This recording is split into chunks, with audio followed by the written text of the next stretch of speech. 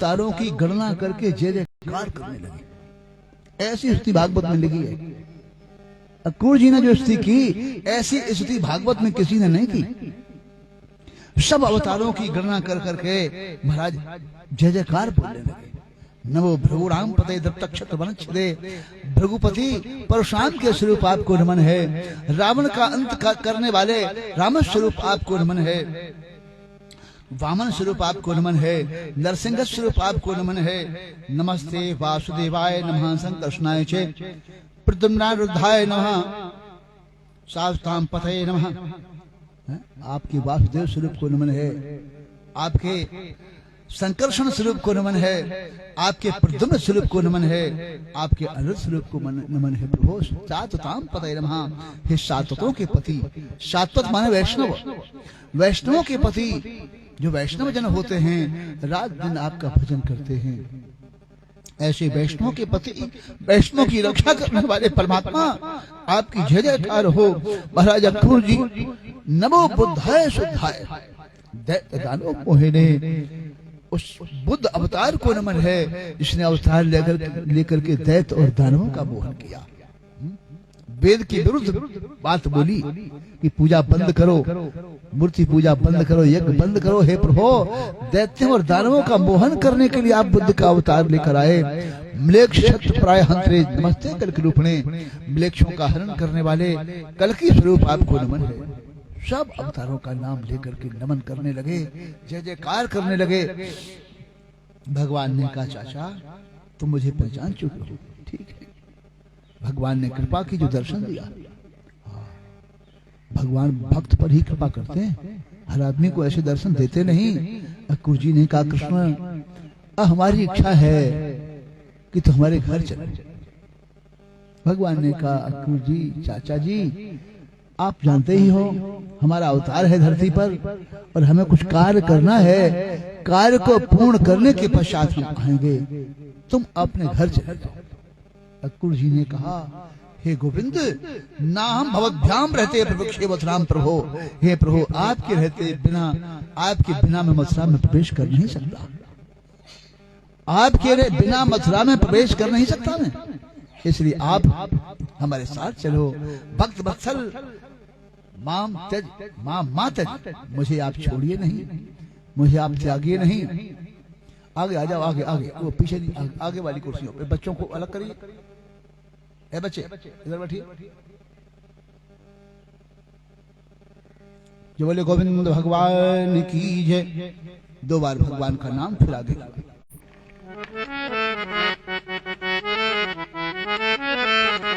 रे मनवा हरे हरे गोविंद भोले,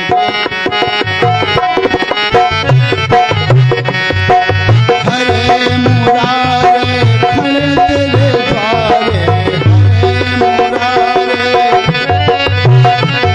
मन की बलिया को खोल, मन की बलिया को खोल। रे मनवा हरे हरे गोविंद भोले,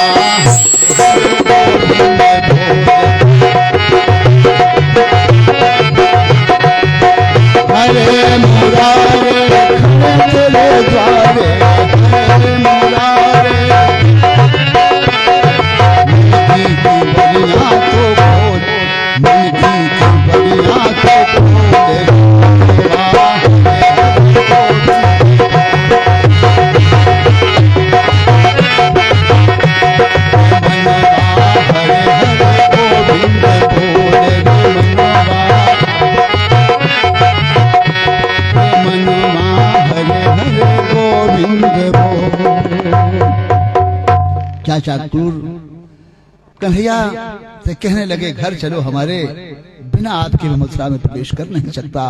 भगवान ने कहा, चाचा जाओ, मैं तुम्हें पूर्ण आश्वासन देता हूँ कि थोड़ा कार्य करने के पश्चात हम आपके घर जरूर आवेंगे।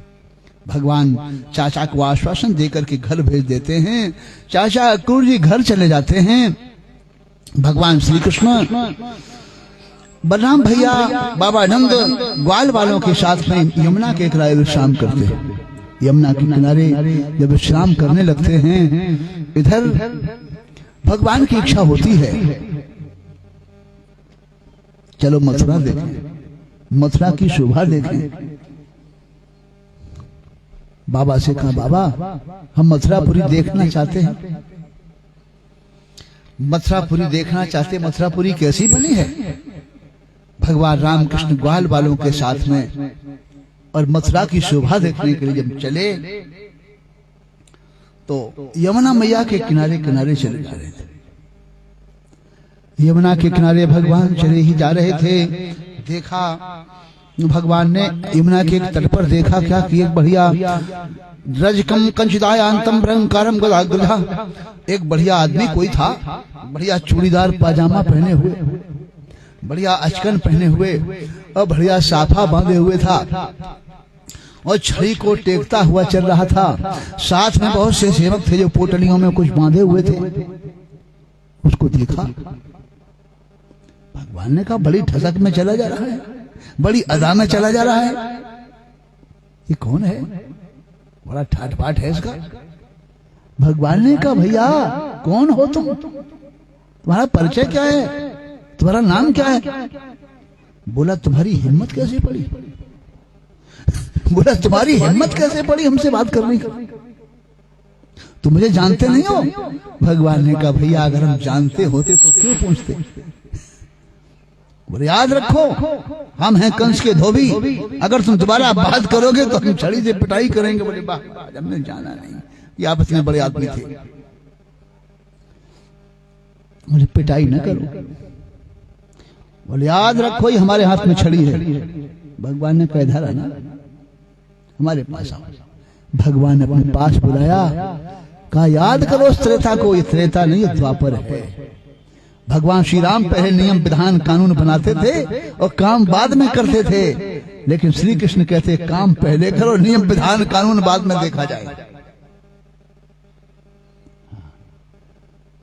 वही हो तुम जिसने सीता को दोष दिया था, मैं स्त्रीलोभी राम नहीं हूं जो सीता इतने दिन लंका में रही और फिर अपने घर में रख लिया। मां सीता में दोष देखा था। भगवान ने अपने पास बुलाया, एक तमाचा मारा खींचकर, तमाचा ही तलवार बन गया, सिर गेंद के समान धड़ से अलग हो गया, शरीर से ज्योत निकलकर घनश्याम में विलीन हो गई। ये बोले, गोविंद भगवान की जय। और जितने भी सेवक उसके साथ में थे, पोटलियों में कुछ वस्त्र बांधे थे, सब सेवकों ने वो फेंक दी, भैया बचो इससे, तीर न तो अपना तलवार, तमाचा ही तलवार है। सब भाग गए। ग्वाल वालों ने देखा, खा कन्हैया ये तो एक ही बार में गेंद सा अलग हो गया। बोले, हाँ। बोले, पोटलियों में क्या है? बोले, देख लो पोटलियों में क्या है। पोटलियों में देखा, खोल कर तो राजाओं के वस्त्र थे, वो कंस के वस्त्र, राजाओं के वस्त्र थे। वो सब वस्त्र निकालने लगे। ग्वाल बाल बेचारे गैया चराते थे, वो क्या जाने वस्त्रों को पहनना। तो एक पाजामा उठाया, सीतामा ने उसमें ऐसे हाथ डाले, वो तो बहुत लंबा है, अपने पैरों में पहना जाता है, हाथों में नहीं। भगवान ने कहा, पैरों में पहना जाता है। तो ग्वाल बाल सब अपने पैरों में पहन कर देखा, वो पाजामा बड़ा लंबा था। बोले, ये तो बहुत लंबा है। बोले, चलो इसको ठीक कराएंगे। जितने ही वस्त्र थे सब लेकर चल दिए ग्वाल बाल और आगे चले। तो एक सुदामा नाम का एक दर्जी था, तंतुवायक, एक तंतुवायक दर्जी था। ये वही दर्जी था जिसने रामावतार में भगवान को जामा और पगिया पटका दिया था। ये वही दर्जी था रामावतार वाला। आज उस दर्जी के घर भगवान जाते हैं और दर्जी ने भगवान का बहुत स्वागत किया है। तंतुवायक ने कहा, भगवान आपका क्या प्रिय करूं? भगवान ने कहा, भैया ये हमारे ग्वाल बाल हैं इनके वस्त्रों को ठीक कर दो। ग्वाल बालों के वस्त्र लेकर के दर्जी ने काट छाट करके जहां का तहां सिल दिया, बिल्कुल ठीक कर दिया वस्त्रों को। सब ग्वालों ने वस्त्र पहन लिए, वस्त्र पहन करके आगे बढ़े। ततः सुदामनो नाम भवरम माला करस जगमथु, एक सुदामा नाम का माली था, वो आगे मिल गया घर उसका। ये वही माली है जो जनकपुरी की वाटिका में भगवान को मिला था। 14 चितय पूछ मालीगन लगे लेन, फिर फूल मुलसमन, वही पूछ करके फूल तोड़ने लगे पुष्प वाटिका। वही जनकपुरी वाला वो माली मिल गया। सुदामा नाम का माली था वो, उसने बढ़िया बढ़िया मालाएं गूंथ कर रखी थी। आज भगवान रामकृष्ण ग्वालों के साथ में जब आए, उसने सभी के गले में माला डाली और अपने को धन्य माना। भगवान रामकृष्ण के गले में मालाएं पहनाई, अपना जन्म सार्थक माना। भगवान के गले में माला जब पहनाई तो बोले हमारा जन्म सार्थक हो गया। भगवान ने उसको सोयुब्रचराम भक्तिम, भगवान ने कहा वरदान ले लो। उसने कहा मुझे आपके चरणों में अविचल भक्ति चाहिए, जो भक्ति कभी चले नहीं, अटल भक्ति चाहिए, अविचल भक्ति। भक्ति हमारी चलाए मानना हो, भगवान उसे अविचल भक्ति का दान देते हैं।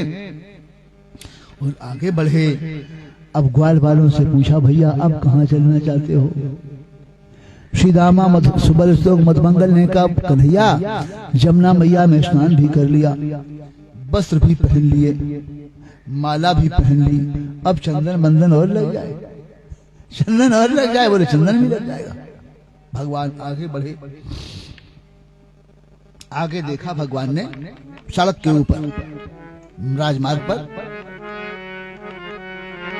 अथ ब्रजन राजपथेन माधवः स्त्रीं गृहीतांग विलेप भाजनम, विलोक्य कुब्जाम युवती वराननाम, तत्प्रक्षयांतीं प्रहसन रसप्रदा। कुब्जा को देखा जो 3 जगह से टेढ़ी थी, सड़क पर, हाथ में एक गीले चंदन का पात्र लिए थी वो। और भगवान ने उस स्त्री को देखा जो 3 जगह से टेढ़ी थी, कुब्जा थी, टेढ़ी मेढ़ी, कुरूप। प्रहसन, भगवान हंस करके बोले, पप्रक्ष पूछने लगे, रसप्रदाह। भगवान का यहाँ एक विशेषण है, रसप्रदाह, रस प्रदान करने वाले। रस प्रदान करते हैं जीव को। कल महाराष्ट्र में गोपियों को रस प्रदान किया भगवान ने, जीवों को, भक्तों को। तो रसप्रदाह भगवान का विशेषण है। भगवान उस कुब्जा से पूछने लगे, का तुम बरोरू, का तुम बरोरू तदहानुलेपनम कश्यांगणे वा कथय साधुना। अरे बरोरू, अरे सुंदरी, भगवान ने पूछा, ये संबोधन किया। अरे बरोरू, अरे सुंदरी, तुम कौन हो? तुम किसके घर की हो? हाथ में गीला चंदन लेकर के कहां जा रही हो? इसने सुना ये मुझे सुंदरी कौन कह रहा है? भाई मैं सुंदरी तो हूं नहीं, लेकिन सुंदरी कह करके पुकारने वाला कौन है मुझे? ये सुंदरी मुझे कौन कह रहा है? एकदम से आश्चर्यचकित हुई। ध्यान देना, ये सामने सुंदरी कहने वाला कौन है? निकट में आई, सुंदरी कहते हो? बोले हाँ। जान गई ये कौन थी?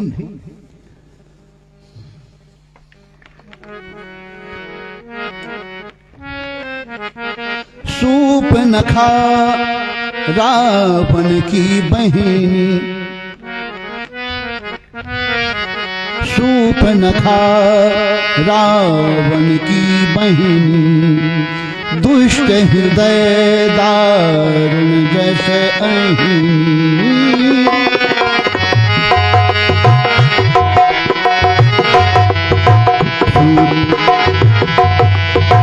सूपनखा रावण की बहिनी, दुष्ट हृदय दारुण जैसे अहिनी।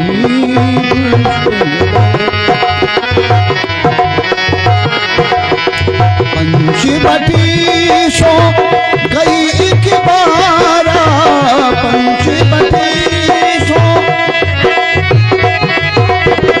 देखी कने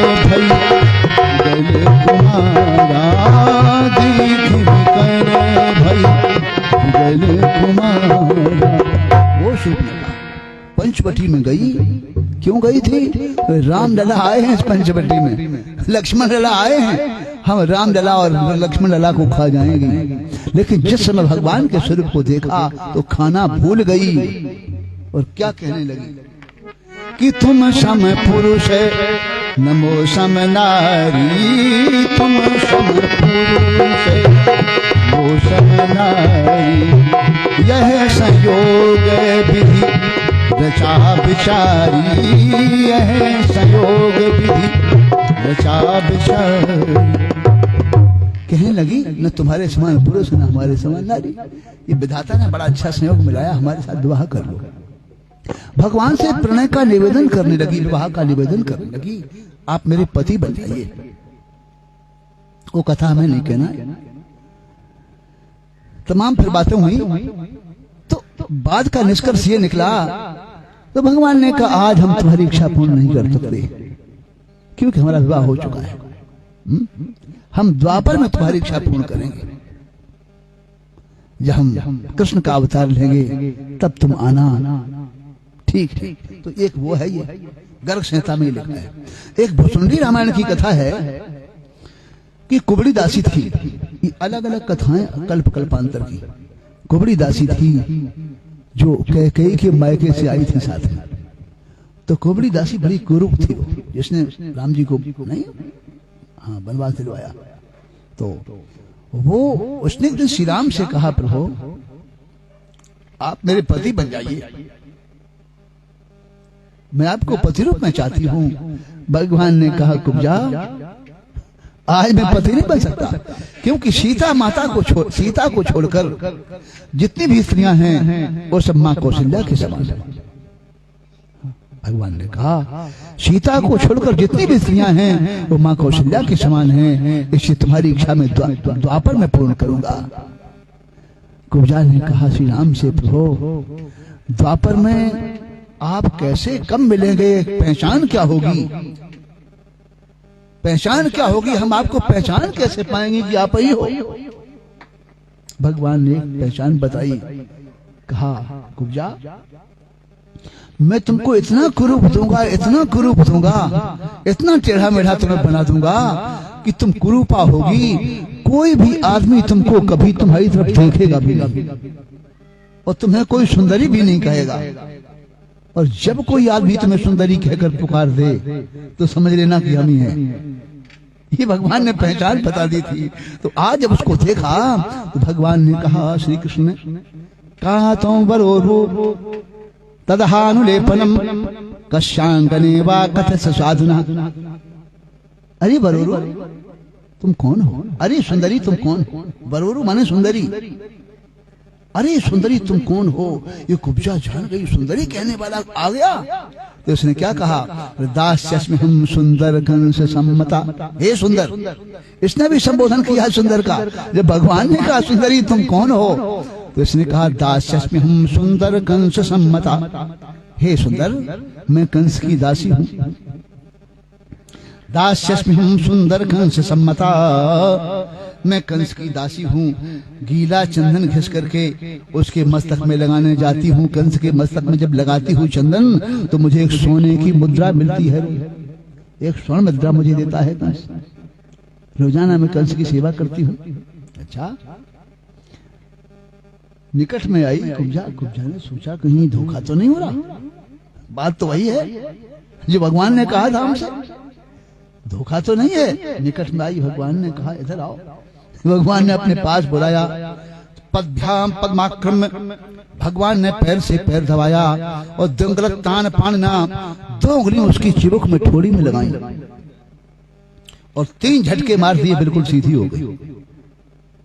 3 झटके क्यों लगते हैं? ये त्रिवक्रा माया है, शतोगुणी रजोगुणी तमोगुणी, ये 3 जगह से टेढ़ी है। जब तक भगवान इसमें 3 झटके नहीं मारते तब तक सीधी नहीं होती। 3 बार में सीधी होती है। जब बिल्कुल सीधी हो गई, इसने ऐसे हाथ फेरा शरीर पर, क्या मैं सपना तो नहीं देख रही? भगवान ने कहा कुब्जा सपना नहीं, सत्य है। जान गई, भगवान को पहचान लिया उसने। कहा घनश्याम मेरे घर चलो, मैंने आपसे वरदान मांगा था कि मेरे पति बन जाइए। प्रसन्नो भगवान कुब्जाम त्रिविक्रम शिलानाम। भगवान प्रसन्न हो गए कुब्जा पर।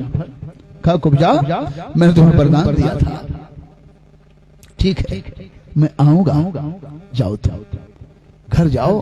कुब्जा ने कहा प्रभु हमारे साथ चलो, मैं आपकी सेवा करूंगी, आप मेरे पति हैं, मुझे आपने जो वरदान दिया था। भगवान ने कहा कुब्जा अभी थोड़ा काल हमारा शेष है, अपने कार्य को पूर्ण करने के पश्चात हम तुम्हारे घर जरूर आवेंगे। कुब्जा को ही भगवान आश्वासन देते हैं। कहा जाओ तुम घर जाओ, मैं अवश्य आऊंगा। कुब्जा ने वो गीला चंदन लेकर के भगवान के मस्तक में लगा दिया, बलराम के मस्तक में लगाया, ग्वाल वालों के मस्तक में लगाया।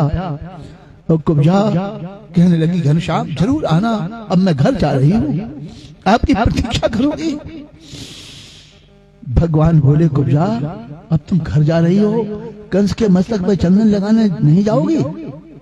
कहा भगवान अब मैं जान गई हूं कि कंस को गीले चंदन की आवश्यकता नहीं है, अब उसको सूखा चंदन चाहिए। अब ये सूखा चंदन चाहिए भगवान, मैंने भली भांत जान लिया, आप आ गए हैं। कुब्जा चली जाती है घर, भगवान की प्रतीक्षा करती है। भगवान घनश्याम श्याम सुंदर आगे चलते हैं। आगे बढ़े तो भगवान ने पूछा लोगों से भैया धनुष की वेदिका कहाँ है, धनुष कहाँ रखा है? लोगों ने कहा बता दो ऐसे, ये वही है जिसके हाथ में तीर न तोप न तलवार, तमाचा ही तलवार है जिसका। सीधी रास्ता बता दी महाराज, चले जाओ वो सामने धनुष की वेदिका है। भगवान राम कृष्ण आगे बढ़े, ग्वाल बाल भी साथ में थे। आगे चले, कुछ दरवाजे पर द्वारपाल खड़े थे। वार मानो नरभी कृष्ण प्रसय धर्मराज दे, और किसी ने दरवाजे पर रोकाए, कृष्ण अंदर नहीं घुस सकते, खड़े रहो। सीतामा ने कहा अच्छा, एक दो लाठी जमा दी। भगवान ने कहा ये क्या करते हो? बोले वाह महाराज तुम जान से मार डालो, हम लाठी भी नहीं मारे। बोले सो खैर तुम्हारे सगाओ। भगवान चले अंदर, धनुष के पास पहुंचे। 1,00,000 मन इस धनुष का वजन था, बहुत भारी धनुष था। भगवान ने जाते ही जाते धनुष तोड़ा, जाते ही जाते भगवान धनुष तोड़ते हैं। करेण पामेन शरीर मुद्धतम सज्जम चिकित्वा निमिषेण पश्यताम। भगवान ने बाएं हाथ से लीला ही लीला में उठा लिया वो धनुष, और जाकर के प्रतंचा को खींचा, और जैसे हाथी का बच्चा गन्ने को तोड़ डालता है, इसी तरह से भगवान ने 2 खंड करके उसके डाल दिया नीचे। धनुष टूट गया। कंस को मालूम हुआ कि धनुष टूट गया है। कंस बड़ा दुखी हुआ, कंस त्रास हुआ, कंस को त्रास हुआ, कष्ट हुआ, कंस को कष्ट हुआ। बोले अब तो बड़ी आफत है, ये धनुष जिसके द्वारा टूट जाए वही हमको मारने वाला है। ये धनुष परशुराम ने दिया था। एक बार कंस की बराबरी का जब कोई वीर बचा नहीं, तो कंस जहां मन आए वहीं टकराने लगे, जाकर के कहीं पहाड़ में टक्कर मारे। जब आदमी बल बढ़ता है तो सब में इधर उधर करते हैं लोग। हो गया जहां पर भगवान परशुराम का आसन जमा हुआ था महेंद्राचल पर, जाकर के इसने नीचे से उस पहाड़ को हिलाना शुरू किया। कंस ने हिलाना शुरू किया तो महेंद्राचल जब हिला, भगवान परशुराम ने देखा मेरा आसन क्यों हिल रहा है, मेरा आसन क्यों हिल रहा है। देखा एक बालक है नौजवान, और वो हिला रहा है। परशुराम को क्रोध आ गया, अरे बनरिया के बच्चे, यही लिखा उसमें, अरे बनरिया के बच्चे, ऐसे ही लिखा है। बोले हमारा आसन हिल रहा है, किसका पुत्र है तो? बोले क्षत्रिय का। जैसे कहा क्षत्रिय का पुत्र हूं तो आग लग गई, तूने मेरा आसन हिला दिया, ले जाइए धनुष, और जिसके हाथों से धनुष टूट जाए वही तुझको मारने वाला होगा। वो धनुष रख दिया था, आज भगवान ने धनुष तोड़ दिया। कंस को ये विश्वास हो गया कि हमको मारने वाले यही है। धनुष जैसे टूटा तब तक शाम हो गई। शाम के समय में भगवान रामकृष्ण वापस आए यमुना के किनारे। बाबा नंद के पास आते हैं और सीतामा ने कह दिया बाबा से, बाबा आज कन्हैया ने धनुष तोड़ दिया। धनुष तोड़ दिया? बोले हाँ। बोले चलो भाग चलो, भाग चलो, निकल को पता चल जाएगा। सीतामा ने कहा बाबा अब डरने की बात नहीं, हमने भी 2-4 लाठियां जमा दी, जब तक हम हैं तब तक कन्हैया का क्या बिगड़ेगा। कन्हैया ने कहा बाबा आप चिंता न करो, कंस मर जाएगा। रात्रि विश्राम करते हैं यमुना के तट पर, और कंस रात्रि के समय अपने महल में जाता है। क्या देखता है? स्वप्ने प्रेत परिश्वंगा खरयानम विषादनम। ये ऐसे सपने अगर किसी को दिखाई देने लगे तो मृत्यु की सूचना देते हैं। सपने भूत प्रेत दिखाई पड़ते हैं। सपने में देखता है कि हम गधे के ऊपर चढ़ करके दक्षिण दिशा में जा रहे हैं। कभी देखता है तैराब भक्तो दिगंबरहा, तेल के कढ़ा में तेल में हमने स्नान किया है काले वस्त्र पहन करके। कभी दिगंबर होकर के नग्न होकर के दक्षिण को जा रहे हैं। ये मृत्यु की सूचना देने वाले सपने हैं सब।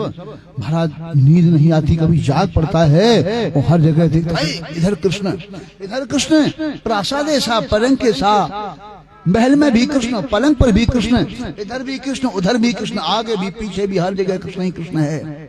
जब जीव की दशा हो जाए कि हर जगह जिस देखूं तो श्याम श्याममयी है, जिस देखूं उधर श्याम ही श्याम दिखाई पड़े, तब उसका कल्याण हो जाता है। हर जगह कृष्ण ही कृष्ण देखता है। सवेरा होता है, सवेरे ही इसने कुबलिया पीठ हाथी लगा रखा अपने दरवाजे पर। दरवाजे पर लगा दिया, 1000 हाथियों का बल है उसमें। बोले यहाँ पर घुसने नहीं देना, राम कृष्ण में तो प्रवेश नहीं करने देना। महाबत को लगा दिया। पहलवानों से कहा चारों ओर मुष्टिक छल तोसल कूट बड़े विशालकाय पहलवान थे, मैंने तुमको खूब रबड़ी पिलाई है, रबड़ी और घी पी करके तुम खूब मस्त हो गए। आज तुम्हारा काम है कि राम कृष्ण के साथ कुश्ती लड़ो और उनको वहां पर पछाड़ो। सवेरा होता है, भगवान राम कृष्ण जाते हैं। उस दरवाजे पर महाबत खड़ा था कुबलिया पीठ हाथी के साथ। उसने नहीं दे रहा था। भगवान ने कहा मुझे रास्ता दे दो। जब रास्ता नहीं दी तो भगवान ने एक मुष्टिका मारी महाबत के सिर में, से टुकड़े टुकड़े हो गया, गिर पड़ा। भगवान ने हाथी की पूंछ पकड़कर 25 धनुष खींचे लिए चले। धनुषा पंचमी शतम, 25 धनुष खींचे लिए चले गए। बोले 25 चौको 100 हाथ। झंझला करके कन्हैया की तरफ दौड़ा तो बलराम जी पूंछ पकड़कर खींचते, बलराम की तरफ दौड़े तो कन्हैया पूंछ पकड़कर खींचे। भगवान ने पूंछ पकड़ी, हाथी की ओर घुमाने लगे। बताओ 11 वर्ष 52 दिन के थे जब आए थे। एक दिन यहाँ बीत गया तो 11 वर्ष 53 दिन हो गए भगवान को। अब भगवान श्री कृष्ण 11 वर्ष 53 दिन के हो गए और 1000 हाथियों का बल रखने वाला कुबलिया पीठ हाथी 11 वर्ष का बालक पूंछ पकड़कर घुमाए। ये क्यों है? भगवान को अलग अलग भाव से लोगों ने देखा।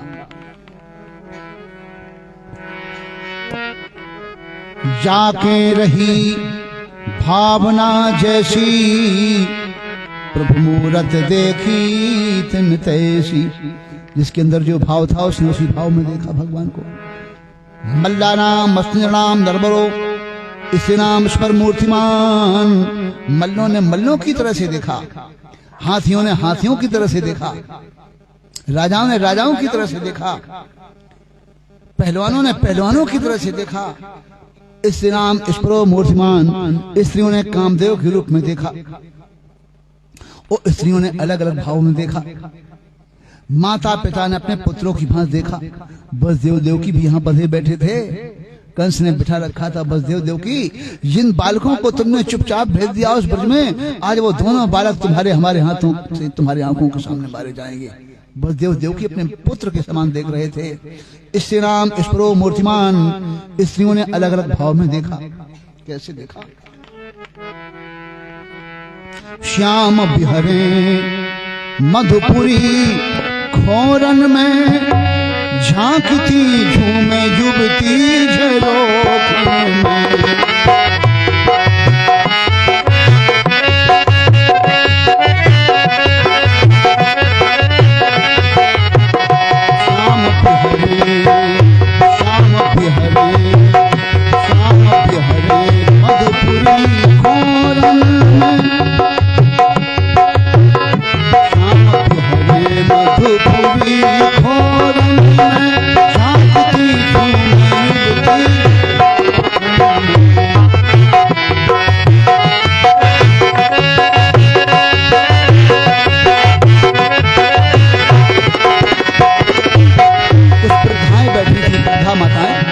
माताओं ने देखा। नारी वृद्धा असीसें सुनाने लगी। बिनु ब्याही मनोती मनाने लगी ब्याही तरुणी तन तोरन में श्याम बिहरे मधुपुरी खोरन में।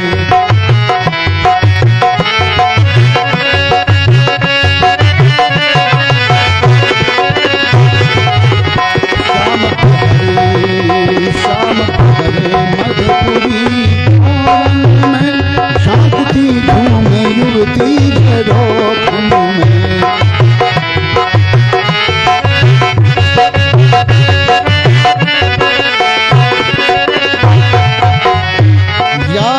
रही भावना जैसी ओ प्रभु मूरत देखी तैसी।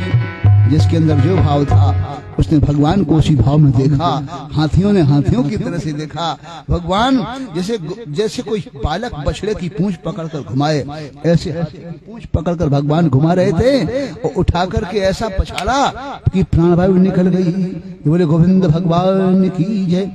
हाथी के 2 दांत उखाड़ लिए, एक दांत कन्हैया ने उखाड़ लिया, एक दांत बलराम जी ने उखाड़ लिया और कंधे पर रख करके चल दिए। बोले मामा जी के पास चलेंगे, सर्टिफिकेट तो ले लो कि हमने कुबलिया पीट मारा है। दांत उखाड़ कर चल दिए। आगे अखाड़ा बना हुआ था। अखाड़े में पहलवान झूम रहे थे मस्ती में। चाड़ूर मुष्टिक सल तोसल कूट 5 पहलवान थे। बोले हमसे कुश्ती लड़ो। भगवान ने कहा भैया हम बालक हैं, कैसे कुश्ती तुमसे लड़े, तुम बड़े भारी हो। न बालो न किशोरस्तम बरश बै नाम बरह। तुम बालक नहीं हो ना तुम किशोर हो, बलवानों में श्रेष्ठ हो। लीले वो हतो एन शह लीला ही लीला में 1000 हाथियों का बल रखने वाला बल वो हाथी मार डाला। तुम अपने को बालक कहते हो, हमसे युद्ध करिए, हमसे कुश्ती लड़िए। भगवान बोले हम तुमसे कुश्ती लड़ें? बोले हाँ बिल्कुल। राजा ने तुम्हें इसीलिए बुलाया है कि तुमने जमुना जी के किनारे खूब जोड़ किए, कुश्ती लड़ी है तुमने, इसलिए राजा ने तुम्हारी कुश्ती देखने के लिए तुम्हें बुलाया है। हमारा तुम्हारा काम है कि राजा को प्रसन्न करने के लिए हम तुम कुश्ती लड़ें। अच्छा वाह। होने लगी कुश्ती। कैसे हुई? हस्ताभ्याम हस्ते और बद्धा, हाथों से हाथ बांधे। भाई कन्हैया में बल ज्यादा नहीं है, कन्हैया में दांव पैंच ज्यादा है। चाड़ूर मुष्टिक में इनमें बल ज्यादा है। कन्हैया ने हाथों से हाथ बांधे। हस्ताभ्याम हस्ते और बद्धा पदभ्याम में चप्पा दे। एक टांग मारी खींच करके चारों खाने चित गिर पड़ा। फिर खड़ा हो गया, फिर लड़ने लगा। कन्हैया को बैठक बहुत रवा थी। महाराज ऐसी बैठक लगाते कि तुरंत गिर पड़ता है। 2-3-4 बार चपटका भगवान ने। बोले बस बस अब नहीं लड़ेंगे तुमसे। भगवान ने कहा भी नहीं, जब तक वो दरवाजा ना देख लो तब तक कुश्ती छपी हुई नहीं मानी जाएगी। भगवान ने खेल खिलाते खिलाते उसकी मस्तक में एक मुष्टिका मारी, सिर चूर्ण चूर्ण हो गया, प्राणवायु निकल गई। बलराम जी ने मुष्टिक को समाप्त कर दिया, शलतोसल को भी मार दिया और कूट को भी कूट दिया। 5 पहलवानों को समाप्त करके भगवान आगे बढ़े। कंस ने सुना कि हमारा हाथी भी मर गया, पहलवान भी मर गए, अब कुछ भी नहीं बचा। तो कंस अपने सिंहासन पर मंच पर खड़ा होकर के हाथ में खड्ग लेकर तम खंग पाणिम विचरन्त माशु शेनम यथा दक्षिण सभ्य मंबरे, अपने मंच के ऊपर खड़ा होकर तलवार लिए है, नंगी तलवार हाथ में, इधर उधर इधर उधर बड़ी तेजी से दौड़ रहा था। कहता था पकड़ लो बाबानंद को, पकड़ लो, ग्वाल बालों को डाल दो कारागार में। भगवान ने कहा मामा जी मैं आपके पास ही आ रहा हूं, आपके पास आ रहा हूं, रुको। भगवान समीप में गए। दक्षिण शब्द मम्बरे शेरम यथा, शेर माने बाज, बाज पक्षी। अंबर में आकाश में कोई इधर उधर पक्षी उड़ता हो तो बाज ऐसा बढ़िया उधर से भूमिका बांध करके चक्कर काट करके ऐसा झपेटा मारता है, उसको अपनी अंडर में ले लेता है। बाज की झपटन भगवान की थी, जैसे बाज के समान भगवान टूटे, जैसे बाज टूटता है। शेनम यथा दक्षिण शब्द, भगवान पर कोई अस्त्र नहीं है, हाथ में अस्त्र नहीं है, नृत्य है भगवान कृष्ण। भगवान बाज के समान टूटे और प्रगृह्य केशेष किरीटम, कंस के केशों को पकड़ लिया, मुकुट गिर पड़ा उस सिंहासन के ऊपर, केशों को पकड़कर नीचे डाल दिया, विष्कर्ष भूमौ, घसीटने लगे। विष्कर्ष भूमौ, भूमि में घसीट रहे थे, मारा नहीं अभी, बोले मारेंगे कम लेकिन घसीटेंगे ज्यादा, बहुत घसीटा। हाहेद शब्द, संसार ने देखा कि हाहाकार किया, वो एक जरा सा बालक इतने बड़े भारी कंस के बाल पकड़कर घसीट रहा है। बहुत घसीटा भगवान ने, बहुत घसीटा, और एक मुष्टिका मारी उसके सिर में, सिर टुकड़े टुकड़े हो गया, कंस की प्राणवायु निकल गई, भगवान में विलीन हो गई। इसके और भी 8 भाई थे, वो बलराम जी ने मार डाले, वध कर दिया। वध करने के पश्चात में वो मामियां थी जो अस्थि प्राप्ति कंस की 2 रानियां, वो रोने लगी। भगवान ने समझाया, मामियों रोवो नहीं, तुम्हें जिस सही से प्रेम था सही तो वो आगे पड़ा है, और जीव कभी मरता नहीं है, आत्मा कभी मरता नहीं, ऐसे भगवान ज्ञान दे रहे थे। लेकिन ज्ञान उन्हें अच्छा लगा नहीं, वो अपने पिता के घर चली गई। पिता जरासंध था, वहां जाकर शिकायत करी। इधर भगवान ने कंस का वध करने के बाद अब वसुदेव देवकी के पास पहुंचे, वसुदेव देवकी के बंधन खोले। फिर वसुदेव देवकी ने कहा, कृष्ण आज तुम आए हो, तुम्हारे नाना उग्रसेन अभी तक कारागार में बंद है, उनको छुटाओ। उग्रसेन के पास जाते हैं, उग्रसेन नाना को कारागार से मुक्त किया, कारागार से छुटाया। नाना मैं आ गया हूं, अब कौन हो तुम? बोले मैं कृष्ण। बोले मैं कृष्ण को जानता नहीं। कौन है कृष्ण? बोले मैं वासुदेव हूं। आज भगवान का नाम वासुदेव है मथुरा में, यह कृष्ण के नाम से कोई नहीं। कृष्ण वासुदेव, वो तो कृष्ण कन्हैया तो उसमें गोकुल में थे, वृंदावन में, यहाँ वासुदेव के नाम से लोग पुकारने लगे भगवान को। नाना उग्रसेन, माता पिता वसुदेव देवकी भगवान श्री कृष्ण से बोले, हे रामकृष्ण, अब तो मुझे छोड़कर उस ब्रज में न जाना, उस गोकुल में वृंदावन में न जाना, अब तो हमारे पास ही रहना। भगवान कृष्ण बोले, पिता, हे माँ, हे नाना, हमारे बाबा नंद हमारी प्रतीक्षा कर रहे जमुना के किनारे, उन्हें पहले विदा कर दिया जाए, उसके बाद हम आपके पास रह जाएंगे। उग्रसेन, वसुदेव देवकी और रामकृष्ण को लेकर के वहां पर पहुंचे जहां पर बाबा नंद डेरा डाले यमुना के किनारे थे। जाकर खड़े हो गए चुपचाप। बाबा नंद ने सुना कंस का वध कर दिया कन्हैया ने। बाबा नंद उठ बैठे, आओ आओ कृष्ण कन्हैया, आओ बलराम, चलो तुम्हारा कार्य पूरा हो चुका है, अपने घर लौट चलो। भगवान मौन खड़े थे, कैसे बोले, कैसे कहें कि हम नहीं चलेंगे? बाबा नंद ने कहा, कृष्ण बोलते क्यों नहीं हो तुम? चलो, तुम्हारी माँ तुम्हारी प्रतीक्षा करती होगी, तुम्हारे ब्रजवासी तुम्हारे बिना दुखी हो जाएंगे, कृष्ण चलो। रामकृष्ण कुछ नहीं बोले।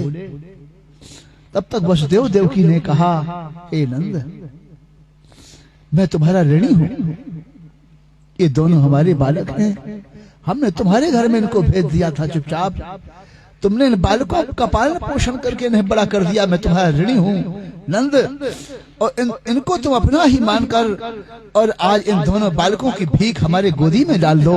मैं दोनों बालकों की भीख मांग रहा हूं आपसे। जिस समय ये कहा वसुदेव देवकी ने, अब आनंद ने कहा, नहीं वसुदेव, मैं ये ऐसा कभी नहीं कर सकता, ये मेरे नैनों के तारे हैं, इनमें मेरे प्राण बसते हैं, इनको मैं छोड़ नहीं सकता। वसुदेव तुम क्या कहते हो? अरे वसुदेव तुम्हारी ये बात नहीं मानेंगे। कन्हैया से कहा, कन्हैया चलो चलो, तुम ये वसुदेव की बातों में हम नहीं आने वाले, चलो कन्हैया हमारे साथ चलो, बलराम चलो, तुम लौट चलो, अपने घर को चलो। बार बार कहा। जब भगवान श्री कृष्ण बोले, बाबा अब नहीं चलेंगे, अब यही रहेंगे बाबा, अब तो वापस चले जाओ, अब मैं वसुदेव देवकी के पास रहूंगा, अब लौट कर हम चलेंगे नहीं। मैं वसुदेव देवकी का था, इतने दिन मैंने तुमको सुख दिया, बाबा अब हमें यहीं रहने दो। बाबा ने कहा, कृष्ण मैंने नहीं जाना था कि तुम बलदेव देवकी के थे। अगर मैं जानता कि तुम बलदेव देवकी के थे तो कभी भी तुमसे इतना स्नेह न लगा था। सीतामा, सुबर श्लोक, मधुमंगल सभी सखाओं ने कहा, कृष्ण जब हम जाएंगे वन में और वन में कोई दैत्य आ जाएगा तो कौन रक्षा करेगा? तुमने बिल्कुल कई बार रक्षा की कृष्ण, कहीं चराने जाएंगे तो कौन बचावेगा मुझे? भगवान ने कहा, भैया भाल भालो, ब्रज में तुम मुझे जहां भी पुकारोगे, जहां चाहोगे मैं तुम्हें वहीं दर्शन दूंगा, जाओ। सीता माँ ने कहा, बाबा आनंद, ये कन्हैया नहीं चलेगा, चलो हम तुम चलते अपने घर चलते हैं, लौटकर वहीं पर इसके वियोग में अपने प्राण छोड़ेंगे। बाबा आनंद ग्वाल बालों के साथ अपने हृदय पर पत्थर लगा करके वापस वहां से चले आए। रामकृष्ण मथुरा में ही रह गए। इस समय बाबा आनंद लौटकर ब्रज में आते हैं। जब आए तो माँ यशोदा ने सुना कि बाबा आनंद लौट आए। माँ यशोदा दौड़ कर आई, कहाँ गए आप? कहाँ है मेरा कन्हैया? कहाँ है मेरा बलराम? बाबा आनंद कुछ बोलते नहीं। बाबा आनंद चुपचाप खड़े हुए, कुछ नहीं बोलते। अरे नंद, बोलते क्यों नहीं हो? मेरा कन्हैया कहाँ है? मेरा कन्हैया कहाँ है? कैसे कहें बाबा कि मैं तुम्हारे जीवन प्राण को मथुरा में छोड़ आया? बार बार मैं यशोदा पूछती थी। बाबा आनंद कुछ कह नहीं रहे थे। कहा, बाबा आनंद क्यों नहीं बोलते हो? कहाँ है रामकृष्ण? छिप तो नहीं गए कहीं? कोई बड़ा नटखट है कन्हैया, कहीं छिप गया होगा। बाबा यशोदे, वो कहीं नहीं छिप गया, वो मथुरा में ही रह गया। वो अपना नहीं था, वो बलदेव देवकी था, इसलिए मथुरा में ही रह गया। उसे भूल जाओ, वो अपना नहीं था। जब मैं यशोदा ने सुना कि मेरे रामकृष्ण मथुरा में ही रह गए, मैं यशोदा ने कहा, रे नंद, उलट पग कैसे दीन हो नंद, तुम उलट के इधर कैसे चले आए? अरे तुम्हें तो जमुना में डूबकर मर जाना था, तो मेरे जीवन प्राण को नैनो के तरह रामकृष्ण को मथुरा में छोड़ाए। मैं यशोदा विनती रह गई। मैं यशोदा ने कहा कि मेरा राम नहीं, मेरा कृष्ण नहीं, तो मैं किसी से बात नहीं करूंगी। मैं यशोदा ने बोलना बंद कर दिया। माँ किसी से बोलती नहीं, बोलना बंद कर दिया माता ने। मैं किसी से नहीं बोलूंगी, जब मेरे राम कृष्ण नहीं है मैं किससे बात करूं? सारा ब्रज बिलखता रह गया। इधर भगवान श्याम सुंदर बलराम भैया दोनों मथुरा में रह रहे हैं। मथुरा में रहते हैं। बलदेव देवकी को चिंता हुई कि क्षत्रिय के पुत्र हैं, इनका भी जनेऊ नहीं हुआ है। 3 जातियां हैं, ब्राह्मण क्षत्रिय वैश्य, इनका जनेऊ होता है, इनका जनेऊ करा दिया जाए। गर्गा कुलाचार्यात गात्रम, गर्गाचार्य जिनके कुल आचार्य थे, गर्गाचार्य जी को बुलाकर इनका जनेऊ कराया है। जनेऊ कराकर के गायत्री का उपदेश दिलाया है। भगवान श्री कृष्ण बलराम भैया जनेऊ पहन लेते हैं और गायत्री की संध्योपासना करते हैं, भगवान सूर्य को अर्घ देते हैं। ये सब क्रिया भगवान की चलती है। भगवान भी संध्योपासन करते हैं। अर्जुन ने पूछा था भगवान से, प्रभु आप तो साक्षात नारायण हैं, आप सर्व समर्थ हैं, तो आप ये पूजा पाठ क्यों करते हैं? आप ये कर्म क्यों करते हैं? भगवान ने कहा, अर्जुन अगर मैं न करूं तो संसार का नियम बिगड़ जाएगा। यदि श्रेष्ठा आचरति तदेवेतरो जनः लोकस्तदनु वर्तते। श्रेष्ठ पुरुष जैसा आचरण करता है सारा संसार वही आचरण करता है, इसलिए मुझे करना पड़ता है। भगवान गायत्री का जप करते हैं, भगवान सूर्योपास्थान करते हैं, भगवान सूर्य नारायण को जल देते हैं, सूर्य को नमस्कार करते हैं। ये नित्य का काम भगवान रामकृष्ण का है। फिर भगवान रामकृष्ण को विद्या अध्ययन करने के लिए संदीपन मुनि की पाठशाला में भेजा है। काश्याम संदीपनिम नाम हेमंती पूर्वाश्रम, काशी के रहने वाले संदीपन गुरु जी उज्जैनीपुरी में अपना निवास स्थान बनाया। एक पाठशाला चलती उनकी। उस पाठशाला में देश देशांतरों के विद्यार्थी विद्या अध्ययन करने आते हैं। भगवान रामकृष्ण रथ पर बैठकर उस नगरी में गए। सांदीपन मुनि की उज्जैनीपुरी में जब जाते हैं तो मार्ग में किसी के रोने की आवाज सुनाई दी। कोई पड़ा पड़ा कर रहा था। देखा एक ब्राह्मण बालक पड़ा था रास्ते में। भगवान ने कहा, भैया तुम कौन हो? बोले, भैया मैं एक ब्राह्मण बालक हूँ। कहाँ जा रहे हो? बोले, सांदीपन गुरु जी के यहाँ हम विद्या अध्ययन करने जा रहे हैं। चलो भैया, हम भी तो वहीं जा रहे हैं, आओ हमारे रथ पर बैठ जाओ, हमारे साथ चलो। तुम मेरे मित्र हो गए हो। तुम्हारा क्या नाम है? बोले, हमें अपना कुछ नाम पता नहीं है। नाम इनका भागवत में लिखा नहीं है। रास्ते में कौन? ये सुदामा मिल गए। इसका नाम सुदामा क्यों है? क्यों लोग सुदामा ऐसे कहते हैं? सुदामा का अर्थ होता है सु माने सुंदर, दाम माने रस्सी। जो सुंदर रस्सी में बंधा हुआ है वो सुदामा है। ये सुंदर रस्सी में जकड़ा हुआ जीव ही सुदामा है। ये जीव भगवान का मित्र है। भगवान ने कहा, भैया सुदामा चलो हमारे साथ विद्या पढ़ने चलो। कहा, भैया कृष्ण कन्हैया मुझसे चला नहीं जाता, मेरे पैरों में कांटे लगे। भगवान कृष्ण पैरों के कांटे निकालने लगे।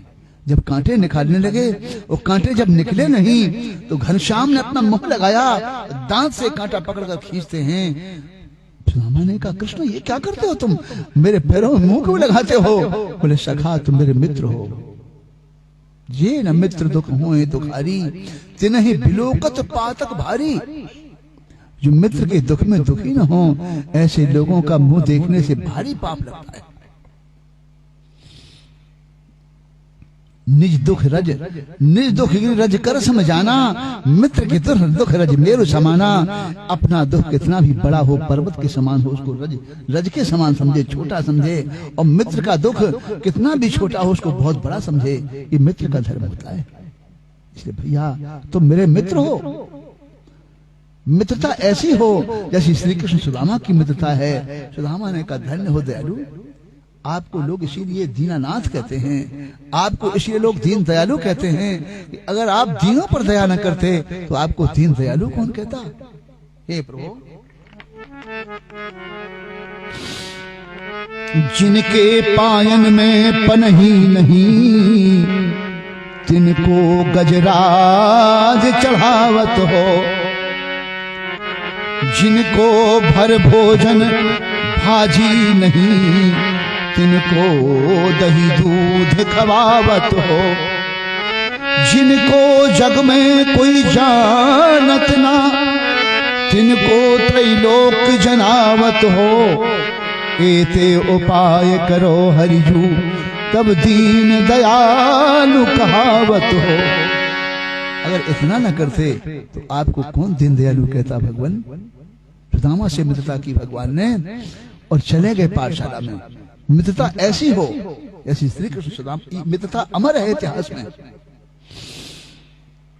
मित्रता कैसी हो है? जल और दूध की, जल पानी की मित्रता होती है। कैसी मित्रता है? जल पैसर से बिकाए, देखो प्रीति की रीति भल। बिलग होए रस जाए, कपट खटाई परत पुनि। जल और दूध की मित्रता ऐसी है कि अगर पानी मिला दूध में, पानी ने कहा दूध से, भैया मैं तुमसे मिलने आया हूं, मैं तुमसे मित्रता करने आया हूं। तो दूध ने कहा, भैया पानी से कहा, जल आओ, अगर तुम मुझसे मित्रता करना चाहते हो तो तुमको अपने जैसा बना लेता हूं। दूध ने अपने जैसा बना लिया उस पानी को, और पानी भी दूध के भाव में बिक गया है? जब पानी दूध के भाव बिक गया, ये दूध ने अपने जैसा कर दिया। और वही पानी मिला हुआ दूध जब किसी ने चूल्हे के ऊपर रख दिया गर्म होने के लिए, तो पहले कौन मरता है? पानी। पानी ने सोचा कि मेरा भैया दूध कितना प्यारा है, इसने मुझको अपने जैसा बना लिया, तो उसे मैं पहले मरने नहीं दूंगा। पहले मैं जलूंगा, पहले मैं मरूंगा। मेरे जीते जी मेरे भैया का बाल बांका भी नहीं हो सकता। पहले पानी जलता है, पानी जल जाता है जब सब। तो दूध ने सोचा कि मेरे भैया जल ने मेरे लिए जीवन त्याग दिया, तो अब मैं जीवित रहकर क्या करूंगा? तो दूध भी उफनने लगता है। ऐसी मित्रता है। भगवान श्री कृष्ण सुदामा की ऐसी ही मित्रता थी। श्री कृष्ण बलराम भैया सुदामा को लेकर के गुरुदेव के आश्रम पर पहुंचे, अपना अपना परिचय दिया। सब बालक विद्या अध्ययन करते हैं। वहां गुरुकुल में जब विद्यार्थी पढ़ने जाता था तो उसको एक मंत्र सिखाया जाता था। ये मंत्र सुन लीजिए। अगर ये मंत्र सभी को याद हो गया, और इसमें 3 बातें हैं मंत्र में, और 3 बातें अगर जीवन में आ गई तो कुछ भी दुर्लभ नहीं होगा। यही मंत्र सिखाया जाता था गुरुकुल में। ये मंत्र है आत्मवत्सर भूतेषु, आत्मवत्सर भूतेषु परद्रव्येषु नोष्टवत् मातृवत् परदारेषु यह पश्यत् पंडितः। अपने समान सभी प्राणियों में देखो, अपने समान सभी प्राणियों में देखो, जितना हमारे अंदर है उतना दूसरे प्राणी के अंदर भी है। वही रूप है। जो व्यवहार हमें अच्छा लगता नहीं, वो ऐसा व्यवहार हम किसी के साथ क्यों करें? अपने समान सभी प्राणियों में देखो और दूसरे के धन को ढेले के समान समझो। मातृवत् परदारेषु, और दूसरे की स्त्री में माता के भाव की कल्पना करो। ये 3 बातें अपने समान सभी प्राणियों में, दूसरे की स्त्री माता के भाव की कल्पना, और दूसरे के धन को ढेले के समान समझो। जिसके जीवन में 3 बातें आ जाती हैं, उसको कोई भी चीज दुनिया की दुर्लभ नहीं होती, उसे सब कुछ प्राप्त हो जाता है। गुरुकुल में यही 3 बातें पहले सिखाई जाती थी, लेकिन आज जब कॉलेज से पढ़कर के विद्यार्थी निकलता है तो ठीक इसका विलोम हो जाता है, ठीक इसका उल्टा हो जाता है। होता है कि नहीं? यही सिखाया जाता था पहले, आचरण पर बल डाला जाता था। विद्या अध्ययन किया है कितने दिन में? अहोरात्रि चतुर्खष्ट्या, 64 रात्रियों भगवान ने विद्या पढ़ी है। गुरुजी रोज पाठ याद करने को देते हैं। जो याद नहीं करता उसको दंड देते हैं। एक दिन कहा कल पूछेंगे हम, पाठ याद करके सुनाना है। तो भगवान सब बैठे थे पाठशाला में। गुरुजी ने कहा सबसे पहले बलराम जी से पूछा, बलराम तुम्हें याद है? बोले हाँ गुरुजी मुझे याद है। सुदामा से कहा, सुदामा तुम्हें याद है? सुदामा ने कहा हमें याद नहीं।